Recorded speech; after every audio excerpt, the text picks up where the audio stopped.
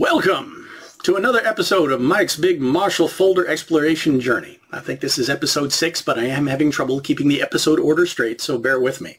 The entire series, though, was inspired by some wise words from Jorge Prina that the best Marshall knife for you is not only going to be the one you have on you when you need it, and I hope you never need it for that, but it's going to be the one you carry the most and use the most for the most things. Therefore, you are the most comfortable and familiar with it. Now, for me, because of hard restrictions on the carry of fixed blades in public where I live, that's going to be a folding knife. But spent all that time last year collecting, reviewing, and yes, training with big fixed blade knives. Here I am trying to figure out what is the biggest folding knife that I can comfortably carry on me and, yeah, actually put it to a variety of uses that not only justifies me carrying it, but also gives me a reason to carry it everywhere I go. Now, among those fixed blade reviews last year, we took a look at a couple of Seaxes, and I really do appreciate that blade design and what it can do for me. So here I am wondering, does anybody make a big folding Seax-ish knife? And of course, cold steel comes through.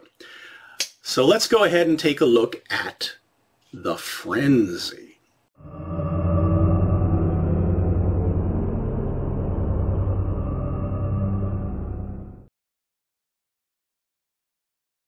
Let's talk about folded pocket carry dimensions. I am pretty shocked with how slim and light this is, especially as compared to other cold steel folders of, well, similar dimensions. So given that you've got a 5.5-inch blade like an XL Voyager or the Espada Large, you've also got a grip length that is 7 inches, 15.5 centimeters long, which I've described as being about the longest I can fit comfortably in a back pants pocket. So this one absolutely does. Width at the widest point, though, is 1 3/4 inches, about 4 1/4 centimeters, which does make it significantly slimmer in pocket than, say, the Espada Large or the Voyager XL clip point. Thickness, though, what you've got here are G10 scales that don't have any full liners or nested liners underneath, but they do have the triad lock and then an aluminum full back spacer. But thickness, now there's some finger grooves, we're definitely going to talk about that, but at the widest point, that is 12.5 millimeters, which is a millimeter slimmer than the very slim G10 Espada. And then the weight. All right, so this was 9.2 ounces. The Voyagers are about 7.5 ounces. This one, though, by whatever magic means they employed, 5.7 ounces, about 162 grams. Incredibly light. So really, for its size, disappears in pocket. Now that G10 is pretty grippy, so it stays put, but it doesn't rip up your pants. What about optics, color choice? Now, there are a couple of color choices for the scales. You can get a black and white version. You can get a brown and black version. But I think the most common one on the market right now is the blue and black. And from looking at the pictures, I didn't quite expect this blue. So it's a bit brighter blue than I thought it was going to be, a bit more blue. But I don't think it's garishly blue. It does have a shiny pocket clip, and it does ride about there in your pocket, so that much visible sticking out, and we'll look at that in the carry section. But compare it, say, to the Espada again, and very similar. Yeah, this one's going to be more visible, but is it going to look like a big scary knife in your pocket? To be determined.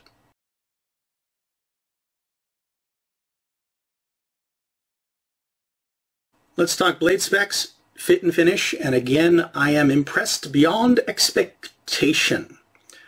First number to throw out at you, I have not been putting links in the descriptions to buy these because the prices have been flexing a lot and frequently, but I think I paid about 120 US for this. So if that puts it in some perspective, and for that, I got an S35 VN steel blade that my test files are saying is somewhere above 60 HRC. Now, it does have certain dimensions in common with XL Voyagers and large Espadas, but also a lot of significant differences. Cold Steel, Lynn Thompson, describes this design as being a folding Kabutowari, badly translated helmet splitter, or shall we say armor can opener. But in my experience, I'm usually thinking something that is much bigger, heavier, more club-like, as well as having that sort of can opener function to it, and having a catch hook on the guard like a jitte. This strikes me as being more like a folding Seax, or, and this was unexpected, maybe I should have paid closer attention, I was expecting a straight edge, and this is slightly recurved. Concave, yeah, so maybe in hand more like a pocket size Sakabato, reverse blade sword, or maybe a Wolverine claw or something like that. We'll see how it performs in a bit. But you do have really keen secondary edge bevel on a flat saber grind. And there is a lot of spine here, so you'd think that you wouldn't have a very keen edge geometry. Now, the shaping of the blade, I think, is awesome in terms of the finishing. It's got a satin brush finish. All the lines are very crisp. It has this really gorgeous fuller in both sides. So yeah, nice, sharp, crisp, clean lines, very attractive. Performance and utility tasks we'll take a look at. But general sliciness, yeah, is as expected, really good. But when you get to more resistant materials, for me, I like a knife with more belly, and this has the opposite. So it works really well, but in certain tasks, I'm not feeling it quite as much. But again, impressed beyond expectation. Now, specifications of the blade.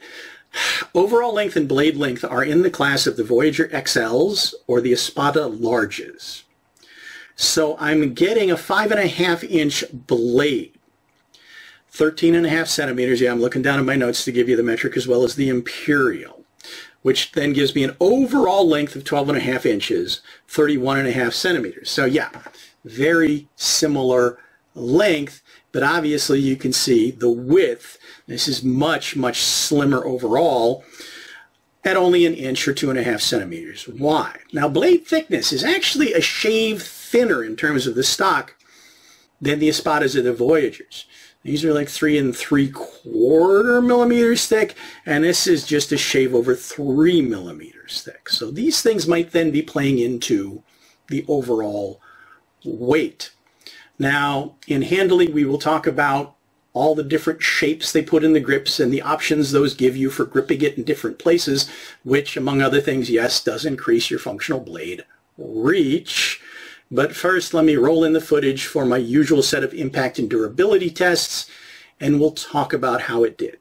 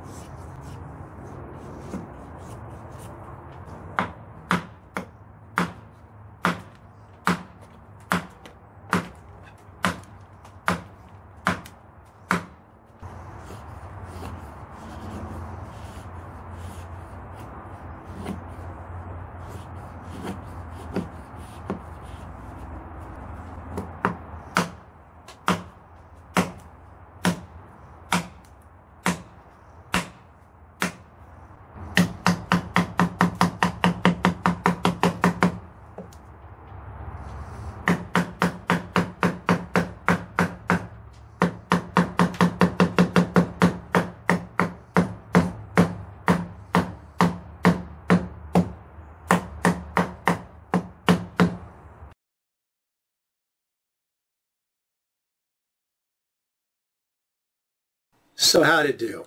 I think impressed beyond all expectation is going to be the title of this video. But yes, I put it to some utility tests. Now the geometry of this blade having like an anti-belly, let's call it that, for certain kinds of slicing tasks, not quite as good for me. So food prep and certain kinds of packaging. But going into my usual battery of tests, which are not designed to be any kind of extended hard bushcraft tests, but hopefully give me a sense of how the knife performs under impacts and how those impacts feel getting translated back into me. So starting with thrusting and stabbing, oh my. Grip very secure, very comfortable, choked up, choked down, reverse grip, no problem. Yeah, you just saw a nice quick finger transition. We'll talk about that in handling. But yeah, penetration into the target media. My Pell Stab him is multiple layers of thick cardboard backed up by a couple of inches of compressed brown paper backed up by wood. Yeah, penetration, awesome. Kickback, no problem whatsoever, very comfortable, very secure, no slippage. Now, it doesn't feel like there's a whole lot of guard or anything in the way of my hand going up on this blade, but my hand did not budge. So performance in that test, yeah, really, really impressive. Moving on to the potentially intentionally abusive test of hacking and slashing at different angles, forward and reverse grip into a piece of hard bamboo to see if I can induce a chip or a roll on a fragile edge. Like all other cold steel knives, this knife laughed at that test, took absolutely no damage or diminishment, and bit into that hard media very impressively. As a matter of fact, the geometry of that edge kind of bit, hung on, bound into it. Yeah.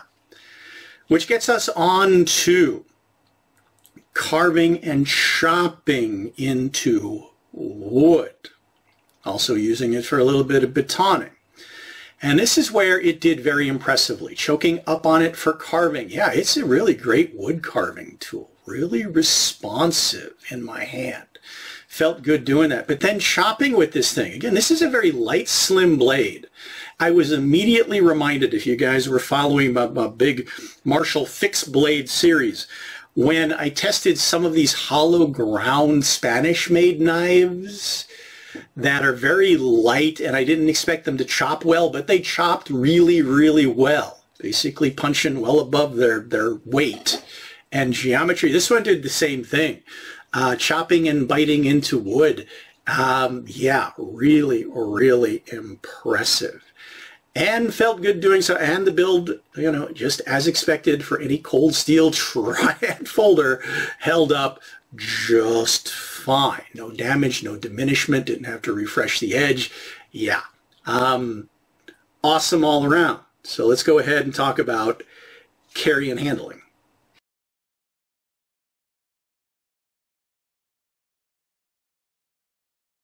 All right, it's time to go back down again to the extra unflattering wintertime waistline view to talk about pocket carry. And I'm going to be making some comparisons between the Frenzy and the Cold Steel Espada Large G10 version, which has pretty much been living in my back pocket. It's become my favorite large folder for carry, so it's kind of the standard to beat.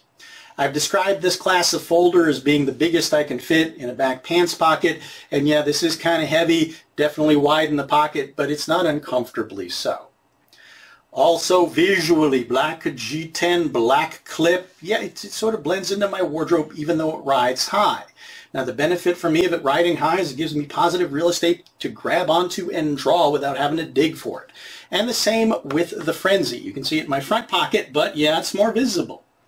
Shiny pocket clip. The blue, is the blue really eye-grabbing? Well, a little bit, I'm going to say. Is it as eye-grabbing, blingy as the premium Espada? Not really. And I've got some options. I could dye the scales or buy one with the subtler color scheme. Get a blackened pocket clip or just blacken this pocket clip. Don't know if I'm going to do any of those things yet. But like the Espada in G10, G10 for me has a great balance between grippiness in pocket for retention, so I don't feel like I'm going to lose it, but it's not snaggy or rippy on my pants, so drawing is pretty smooth and positive. Now the biggest advantage that the Frenzy has in carry over the Espada is, well, it's much lighter and much slimmer. So really disappears in a pocket. Plus, you know, I can have it in a pocket and still have a lot of other things in the pocket. There's still room there. So front pocket, back pocket, carry, awesome. The one thing I feel like it's missing, though, is any kind of hook for pocket deployment. Now, I could always buy an aftermarket snaggletooth, but whether I decide to do that or not, for now I'm stuck with two options. One, just draw it from the pocket conventionally, after which, because I have stubby little fingers, I have to shift it up to a higher grip so my thumb can reach the thumb stud. Or, like a lot of other sizable cold steel folders, could I shake it open? Well, what I'm going to say is light blade working against the tension of especially a new triad lock. You see, that time it didn't open quite all the way. That time it did. Now, I admit I'm not terribly good at this move. One of the reasons why I'm not terribly good at this move is because, well, I don't like it for other reasons. Not only is it inconsistent for me, but I don't like the optics of it. I prefer being able to, as I'm assessing a situation tactically, slip a knife out of my pocket and be able to, shall we say, open it subtly and not so visibly. Whereas shaking it open, I feel like it's just very flashy, cavalier, ha-ha! You know, and I don't think that's the best move in any given situation. So you might disagree with that. Let me know in the comments, but it's just not a thing that I would like to do with anybody watching. All right, now that it's deployed, let's talk about Marshall handling. But first, quick reflection on Jorge Prina's wisdom about that balance that makes a great Marshall carry knife. Does it have the utility? Yes. Is this my favorite profile for doing things like cutting up cardboard and doing food prep? No, but it was still surprisingly useful and excelled at things like carving and chopping. But I think one of the biggest benefits it's got going for it is you're getting a knife of this length that folds up and carries very easily in a pocket. So big benefit there. But ups and downs in this blade geometry, and we'll need to talk about the grip features as well. So let's go ahead and start down here. Like any other big cold steel folder, got some options for where to grip it to change up your equation. I can grip it up nice and high for close work, press my thumb on the back. There's some jimping. Can I use it martially this way? Yes, but I'm going to start one step down. There's a cutout right here, which is where the thumb stud basically sits when it's folded, but that's also where your point of balance is. So I lock my index finger there, gives me functionally nearly an extra inch of blade reach, and puts that point of balance right between my thumb and forefinger. So now the knife responds very quickly, rotates at that point for slashing, snap cutting, and yeah, gets a tip on for thrusting and stabbing. Very, very stiletto-like in hand. But the way that tip engages in cutting, slashing, and snap cutting, yeah, unlike those kind of swept back big bellies that kind of bite in with that curve and slice and carve and chop, this is definitely biting in tip first, which I've discovered is actually pretty effective. One day I'll probably do a side-by-side comparison of different target media with the different blade profiles. But yeah, I found this so far to be pretty effective. Plus there's also some cutting action on withdrawal from the media after a thrust or a stab. So there's that effect as well.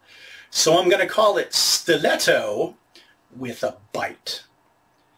Now it does have a couple of downsides to it, but let's go ahead and move down the grip a little bit.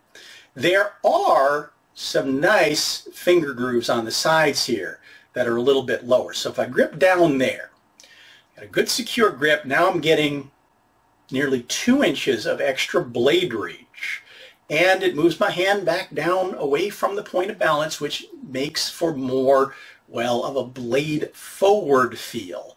Gives me more inertia, momentum, impetus in cutting, slashing, chopping, snapping with that blade. This is where I was holding it when I was chopping with it, and it worked really, really well. So I have a good sense of what it's capable of.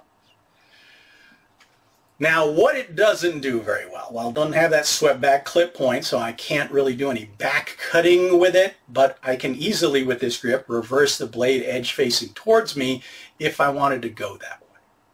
but it does kind of hook the whole thing back towards me, so that's the downside of it and doesn't quite feel right. I can use it this way for certain things, but probably not my preferences compared to blade away from me, where it really goes tip first into whatever I'm aiming at.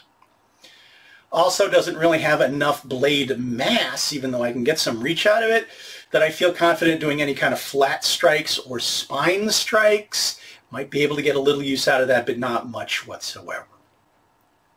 So upsides and downsides. Again, stiletto with a bite. Speaking of stiletto with a bite, what about reverse grip? All right, I'm going to talk about transitions. Now, unlike the Voyagers and the Espada, not so much going on down here, so I've got clearance, even with my stubby fingers, to pinch flip it back and forth. So that's no problem whatsoever. That's a nice thing about this knife. I could also do the safe thing and do it in two hands, or yeah, you know what I do. You've already seen me do it because it's so tempting with this knife. Its slimness, the grippiness of the G10, point of balance, yeah, finger twirling this thing, yeah, it just wants me to finger twirl it. So don't recommend it. Not safe, not secure. It's a bad old habit, but yeah, it's a thing I do. In the reverse grip, all right, if I'm kind of in this what I'll call the higher grip, edge facing away from me, I am getting really interesting, again, tip forward slashing, almost kind of karambit-like, but it's allowing me to keep the tip on for stabbing that with the karambit I would struggle with because it's curved so far forward away from me. One of the drawbacks of the karambit is the difficulty you might have stabbing with it.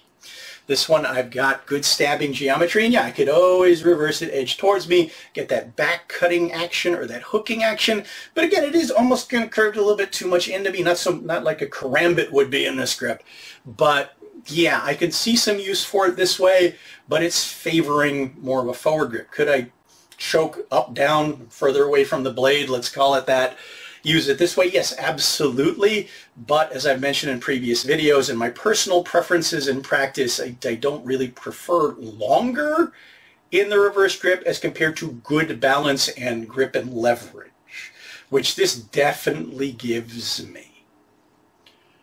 Now, I've also got enough handle length here that could I use this end as an impact tool or to hook or to do it in the forward grip? Can I use that? Absolutely. Which also opens up one other possibility, that this build folded is slim enough that even with my stubby fingers, I feel pretty comfortable gripping it like this to use it as a less lethal impact tool. So it's got that. And there's some other cold steel folders that we're going to be looking at that also have this potential feature, but that's a to be continued. Speaking of to be continued, let's cut it off here. If you have this knife or any questions about this knife, or let's keep our conversation going about big folders, big cold steel folders, loving our conversation. Don't know what the full roster of this series is going to be yet, or even what the next chapter is going to be. Stay tuned. Until then, as always, thank you all so much for watching, liking the video, subscribing, following my journeys. And I hope to see y'all back for, well, whichever one's coming next.